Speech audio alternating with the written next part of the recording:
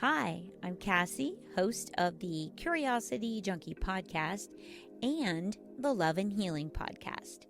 If you enjoyed today's episode, please hit the subscribe button to follow us and receive new episodes each week. If you really enjoy the podcast and you're feeling generous, please hit the donate button. We work hard to create original content and keep the podcast ad-free. Today's guest is president and founder of Thermal Imaging Centers of America. Please welcome Kerry Press. Today we have Kerry Press with us. She is with Thermal Imaging Centers of America, and we're going to talk about all things thermal imaging. Okay. All right. I'm ready. She's like, yes, let's do this. So how did you get into thermal imaging? Well, I will condense the long story for you. Okay, great. So, my background is corporate America. I spent my early years climbing the corporate ladder, upper management in the airline industry, upper management in the waste industry, and in 2008, I was 42 years old, and I went for my first mammogram. Oh, wow. And my first mammogram, the diagnosis was microcalcifications in the right breast. Okay. And at that time, I knew nothing other than what my mother had always told me, which was, if the doctor tells you to take a pill, you take it. Absolutely. If the doctor tells you you need surgery, you have surgery. You just follow the doctor's orders. Yes, and you don't question. No. Right, absolutely. No. And so I was told, you have microcalcifications in your right breast, and here are your choices. You can have a lumpectomy. You'll probably need chemo and radiation. You can have a single mastectomy, probably only need radiation. Or you could have a double mastectomy with reconstruction. You probably won't need chemo and radiation, and that will reduce your chances of recurrence from 25% to less than 2%. Wow. So at that point in my life, I'm thinking, I don't want to do this again. Yes. I'm never going to be this healthy. I'm never going to be this young. I'm never going to be this strong.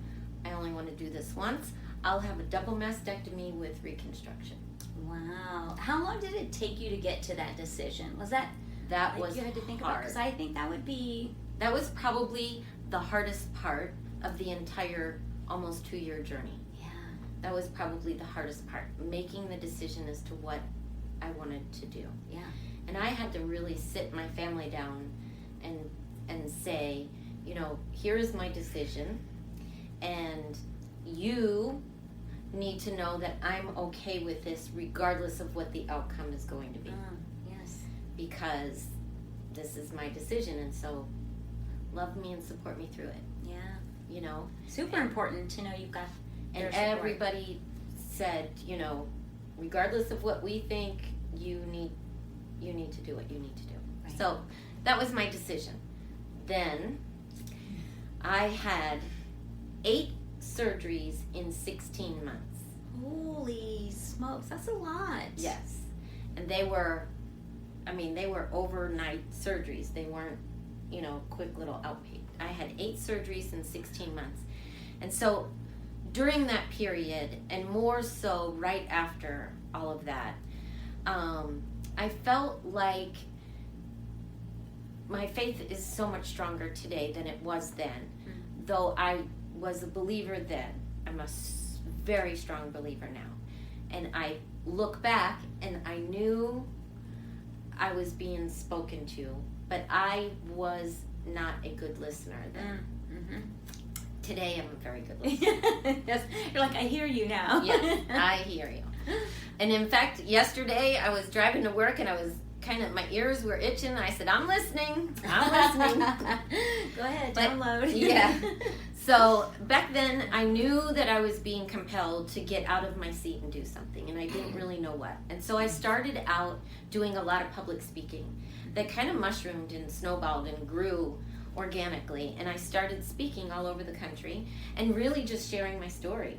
And my message then was very different than what it would be today. But my message then was, if I can do this, you can do this. Don't stick your head in the sand and, you know, get through it. Right. my message wouldn't be too far off that today, but I've learned so much. Yes. So much. So what happened was, I was a keynote speaker at a fundraising event, and after that event, a team had approached me and said, Kerry, what we do and your story go hand in hand. We would love to collaborate with you.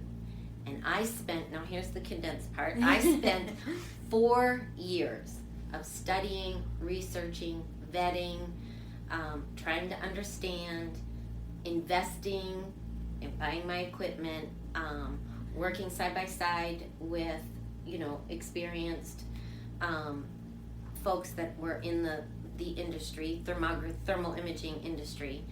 And 4 years later, I opened my own clinic. Nice. And what I learned in those 4 years was that at the time of my diagnosis, had I had a thermal scan, it would have shown that those microcalcifications were the end stage of chronic inflammation and not necessarily the beginning stage of breast cancer. And the only technology that would have told me that would have been thermography. Wow. And that is amazing to me that it can tell you so much more than an x-ray, which is a little harmful as well. Right. It's just amazing, yes. So the amount of radiation that we're exposed to in medical screening technology is much more dangerous than what we are being told. And you can find statistics and reports that support all of what I'm telling you online, in the medical journals. Consumer Reports put out a super informational video in 2013. And you just go to YouTube and then Consumer Reports radiation, and you'll find the video there. And it really breaks it down. But medical screening radiation is ionizing radiation, which is cancer-causing radiation. Right. Which is just so crazy that we're encouraged every year as women to go get mammograms, which are uncomfortable in the first place. And it could be causing more damage than being helpful. Well, not only the radiation that we're exposed to, some studies show that 1 mammogram is the equivalent to 1,000 chest x-rays in cancer-causing radiation. Wow. 1 CT scan of the abdomen and pelvis is the equivalent to 4,000 chest x-rays. Yes. Yeah, just So do the math. Yes, exactly. Do the math. Yeah. And that video that I refer to will kind of break that down for you. Yeah. But here's the other thing that's really interesting. The tissue of the breast is very supple and susceptible tissue. I mean, there is so much going on in breast tissue because of the milk ducts, because of, our ability to feed and breastfeed. And so that tissue being compressed between 2 50-pound steel metal plates degrades the tissue, and the integrity of the tissue just continues to be hurt and, like I said, degraded. And then when you are shooting it with radiation, you're just kind of setting yourself up. And I'm not saying never have a mammogram. Absolutely not. Right. What I'm saying is mammograms serve a really good purpose, but their purpose is to tell us exactly where a lesion exists. I'm going to say that again. Good. A mammogram is really good at telling us exactly where a lesion exists. So it will tell us the latitude and longitude of where a lesion is in the breast tissue. Okay. We as women would rather know there's the potential for a lesion rather than a lesion already exists. Yes. Number one.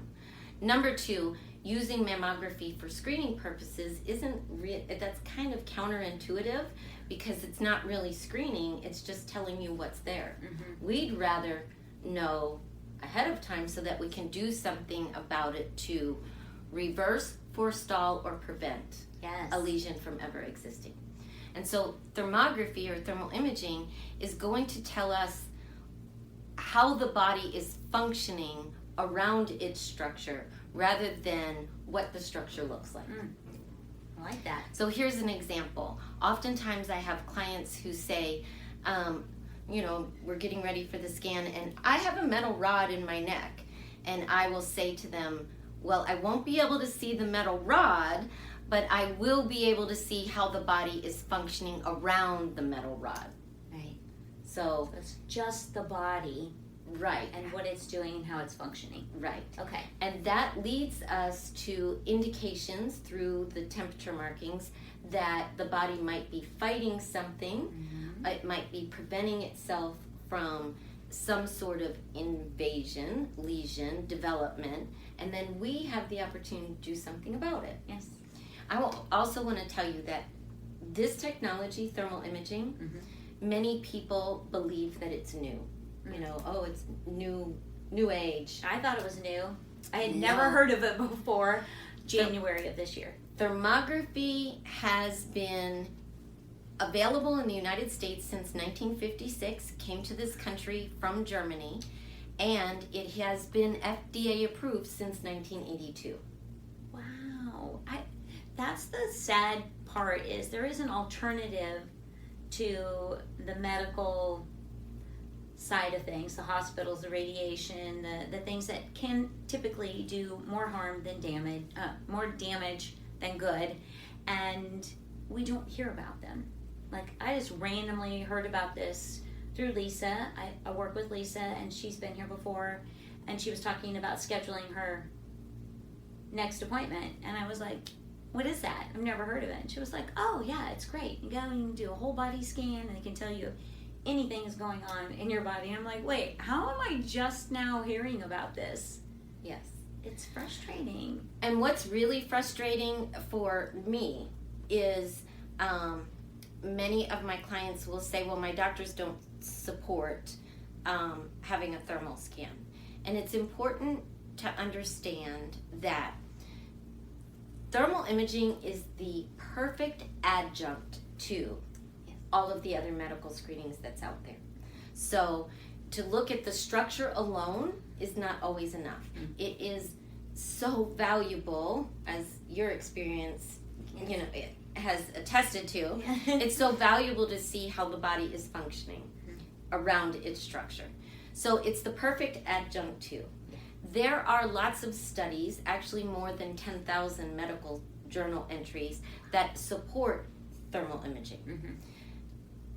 But there are just as many, there are a lot less. But there are also studies that don't support thermal imaging.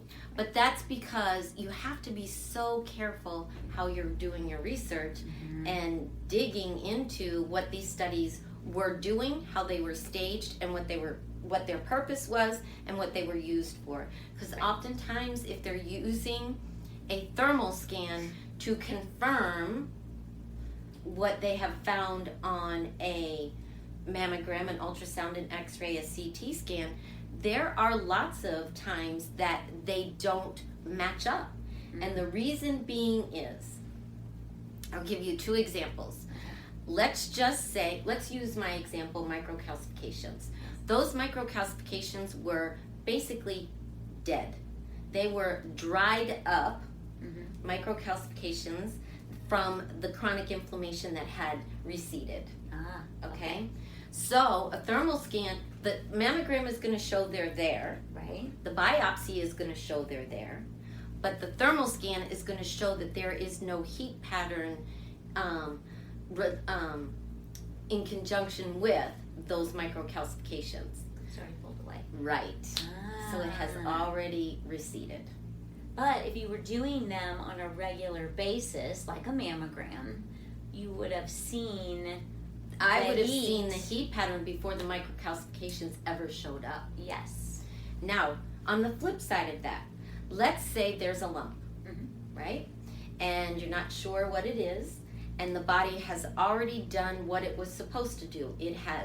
It could dry them up, it could kill them off, it could encapsulate them. Here's the key: encapsulate those cells, right?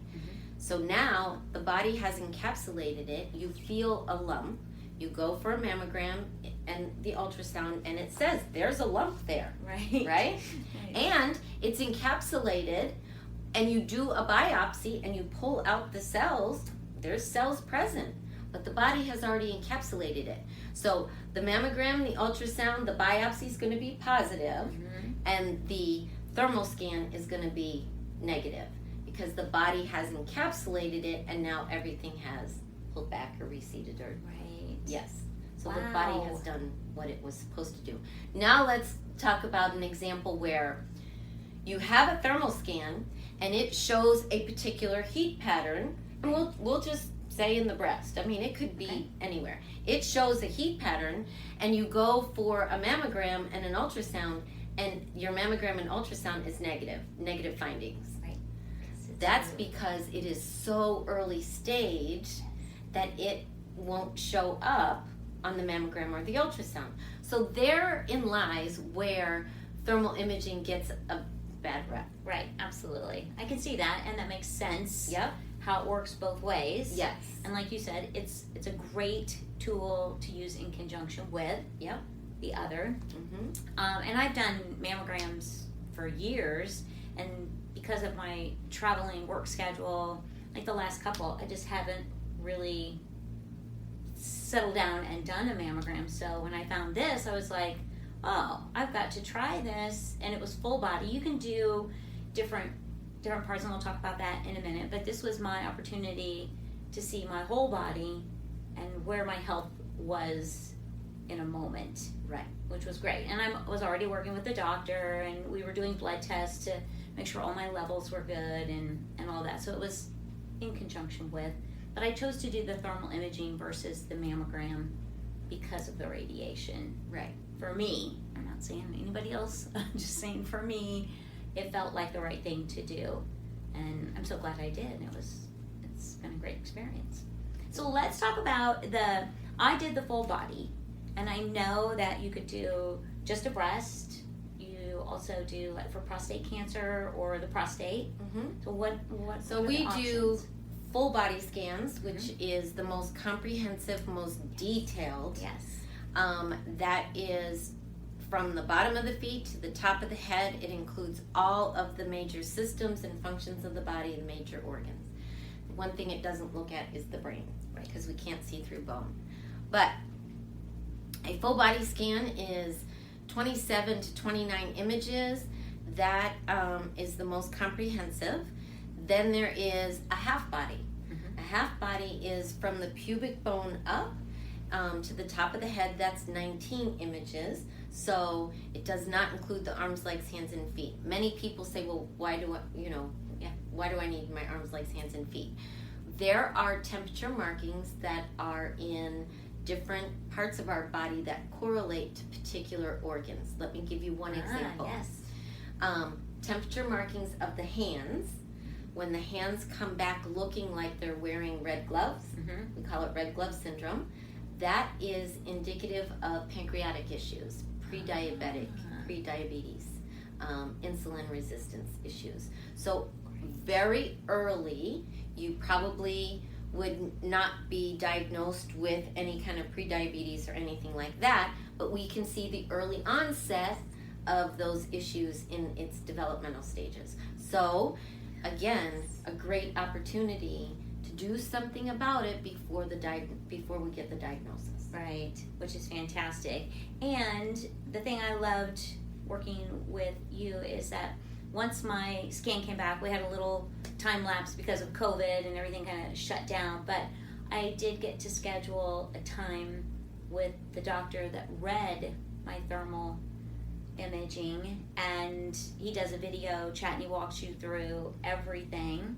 And then it was wonderful because you were there and you're taking notes, and then you make suggestions based on what he finds and recommendations, and I was just blown away by all of the information you get, and it's full body, so it was just so, I don't know, it's, for me it was like peace of mind. Yes.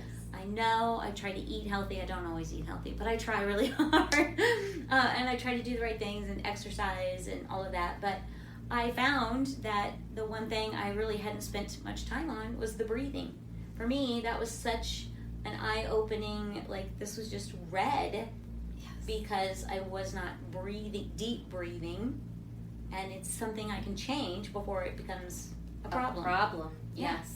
And improper breathing, which is common but not normal because of our lifestyles, can lead to so many other issues. And proper breathing is, I mean, we have seen vast improvement in our patients and clients who have done nothing other than proper breathing. Right. And I mean, improving hormone balance, improving digestion, improving elimination, improving breast health. I mean, just improper breathing. Yes. But to see how improper breathing affects the entire system is just unbelievable. Yes. The other thing too is, you know, you had said how awesome it was that you got to talk to the reading doctor. Mm-hmm. You know, how often do you go in for an x-ray or any other screening and you don't get to talk to the doctor who read the images and came to these particular findings? And why? And yes, why? How does that, So our reading doctor, you know, provides a consultation where, like you said, he goes over his findings. And in that consultation, he connects the dots for us as to how he came to those findings, what they mean, and then we glean, he provides insight that we glean as to how to move forward and what to do about it. And then, you know, the power of thermography to actually visually see, taking it even a step further. So we create a plan of things to do, and then let's come back and look at take images again, and let's see. I mean, that is so empowering to see that what I'm doing is really making a difference. Yes. I mean, that is, you don't get to see that or feel that in other medical screening modalities. Right, absolutely. And it does come back to, it's a team effort. Like, you can give me the information and the tools, but I still have to take the action and make things happen for my health, which that's a choice. And I'm sure there are still people who don't follow through and all that. And I was thinking about it the other day. I was like, oh, I wish I had immediately scheduled my time, but it felt like the world just kind of spun out of control for a little while. Excuse, I know, but I did when I reconnected and got the information. I was like, I could have been doing these exercises for the last 5 months, right, and made a big difference. But for doing it it'll be about a month before my next scan. I'm going to do another scan in November, I believe I'm scheduled, and I'll share some of the maybe before and after pictures of this area, because it really was the breathing that I run typically high anxiety, where my shoulders are up by my ears, and I'm working on that. I'm in a less stressful job. I'm enjoying what I'm doing with the Curiosity Junkie thing. But for years, I ran here and short breaths, constantly locked down. Never realized the impact that was having on my body. So I'm so glad that I came. And there were other things that I thought might be bigger issues, but everything was really, for the most part, fairly healthy, and which is great confirmation. Yes. And the recommendations that we make, you know, as a team with the reading doctor, are easy. Yes. They're not, I mean, I kind of joke with my clients that, you know, it doesn't mean you have to eat wheatgrass and drink water for the rest of your life. I mean, no. These are easy, very simple, but very, very effective changes Yes. or additions. They're not really changes. It's not about eliminating, your lifestyle. It's about adding certain things that are going to help with your current diet, with your current lifestyle. They're going to just help. So it's not about depriving and eliminating. Right. It's about adding things to help you process what it is that you're eating, drinking, doing, or not doing. Right. And it's very specific to the individual and what your body needs. Right. And again, I think it was a few simple exercises and purchasing a, what is that called? The foam roller. And then some breathing exercises and exercises to kind of open things up. Yep. So it wasn't like it was a huge list of things I've got to do. Right. And then, of the toolbox, if you will, we take out, based on your images, the top 3 things or the top 5 things that are specific for you based on the results of your scan. So all of the things that are in the toolbox are beneficial, are good, but based on your results, let's focus on these 3 first, or let's focus on these 5 first. Right. And one of the things I want to say is, since COVID, my clientele's way of thinking has kind of changed. Okay. So underlying issues, and many of my new patients are concerned about going to the doctors now. They don't want to go to the doctors and get a diagnosis and be written a prescription. Right. They want to get to the root cause of the problem and do something about it, rather than taking a pill to mask the symptoms of what they're feeling. Yes. And so there's been a shift, which is wonderful, in this last year, where people are looking for, how do I fix this problem rather than just take a pill for the problem? I want to get rid of this problem. Yes. And so thermal imaging will get to the root cause of it. We can find how to, again, prevent, reverse, forestall what might be developing, so that we don't have to take a prescription. Yes. And that is key. That is so key, because I've noticed with parents and grandparents that once they start on medication, there's another side effect, which creates another pill, and before you know it, you've got one of those little flip tops, and it has, sorry mom, probably 5 or 6 pills in it For each morning day. and night. Yes. And I think there's a better way. Here's my theory. You're either going to invest in your health now at a healthy age, or an age where you can change things and reverse and take some action, or you're going to be spending money down the road on your health. So why not do it now, when you can make some changes so that you're living longer and healthier, not just longer and on medication and not living the life that you really want to live.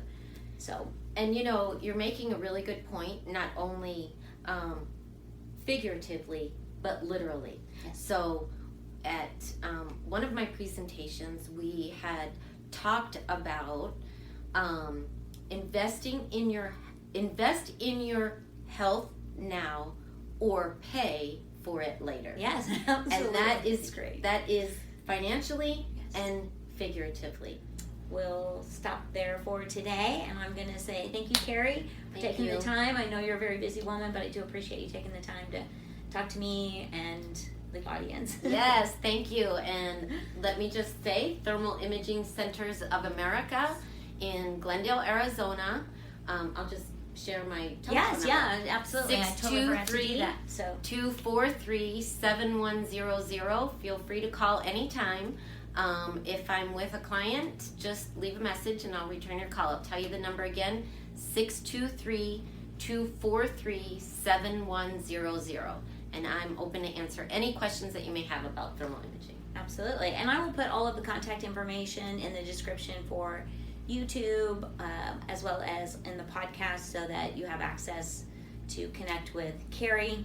And the website, you can put my website in there because there's videos in there that are very informative. Yes, then you can get a kind of a glimpse into, and like I said, if you're not in this area, is Thermal Imaging Centers of America, is that all over? Or are there certain areas? This is my business. So I'm the president and founder of Thermal Imaging Centers of America. I love it. So there are thermal imaging practices across the country. If you need help finding a thermal imaging center in your area, reach out to me and I can help you. I can give you insight as to what technology that particular practice is using, what reading doctor they're using, and give you insight in regard to that. I think it's important to know that not all thermography is equal. I was just going to say, is that a thing? Yes. Like you should investigate? Yes, it's important. And I'm willing to help you to understand that and kind of vet your own in your own area. I'm willing because it's more important that thermal imaging, you get educated about thermal imaging than anything else. That's the most important. So feel free to contact me. I am more than willing to help. I love it. Yes. All right. Well, that's going to be a wrap for us today. Thank you for tuning in, watching, listening. Stay safe, stay curious, and we'll see you next week. Thank you. Thanks.